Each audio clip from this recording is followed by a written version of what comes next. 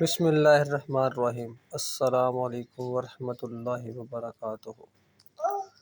رسول اللہ صلی اللہ علیہ وآلہ وسلم نے فرمایا، جو شخص دنیا کو اپنا محبوب و مطلوب بنائے گا وہ اپنی آخرت کا ضرور نقصان کرے گا، اور جو کوئی آخرت کو محبوب بنائے گا وہ اپنی دنیا کا ضرور نقصان کرے گا۔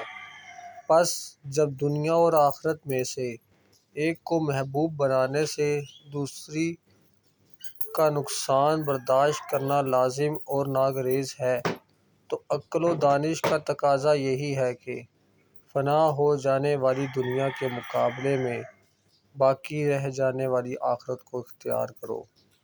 اللہ پاک ہم سب کو عمل کی توفیق عطا فرمائے۔ السلام علیکم ورحمۃ اللہ وبرکاتہ۔